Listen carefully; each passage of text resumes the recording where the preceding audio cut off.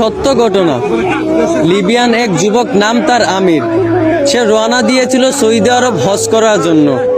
এয়ারপোর্টে পৌঁছানো মাত্রই তার নামে একটা সমস্যা হয়েছিল, আর এই সমস্যাটা সমাধান করতে করতে প্লেনের দরজাটা বন্ধ করে দেওয়া হয়েছিল। পাইলটকে অনেক রিকোয়েস্ট করা হয়েছিল যে দরজাটা খোলার জন্য, কিন্তু পাইলট দরজা খোলার অনুমতি দিলেন না। অবশেষে আমিরকে রেখেই প্লেন উড়াল দিল। সবাই তখন আমিরকে সান্ত্বনা দিতে লাগলো যে হতাশ হয় না, হয়তো তোমার ভাগ্যে নাই। আমির তখন বলল, আমি হতাশ হই নাই, আমি মন থেকে খাঁটি নিয়ত করেছি, অবশ্যই আল্লাহ আমার এই আশা পূরণ করবেন। কিছুক্ষণ পর খবর আসলো যে প্লেনে একটা সমস্যা হয়েছে। আবারও প্লেনটা এয়ারপোর্টে ফিরে আসলো।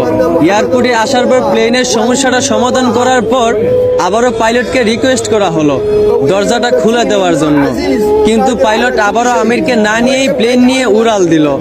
আবারও সবাই আমিরকে সান্ত্বনা দিতে লাগলো যে হতাশ হয় না, হয়তো তোমার কপালে নাই।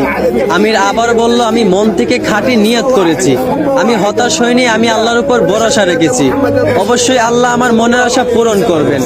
কিছুক্ষণ পর আবার খবর আসলো প্লেনের মধ্যে আবারও একটা সমস্যা দেখা দিয়েছে।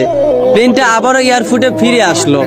আবারও প্লেনটার সমস্যা সমাধান করার পর এবার পাইলট নিজেই বলল, আমির কোথায়, দরজা খুলে দাও। আমিরকে না নিয়ে আমি প্লেন নিয়ে উড়াল দিব না। তারপর প্লেনের দরজা খুলে আমিরকে প্লেনে উঠানো হলো। তারপর কোনো সমস্যা ছাড়াই প্লেন উড়াল দিয়া চলে গেল। পুরো বিশ্ব এই দৃশ্য দেখে অবাক হয়ে গেছিল। আসলে এইখান থেকেই বোঝা যায় যে একজন মুসলমানের খাঁটি ইমানের পাওয়ার কত।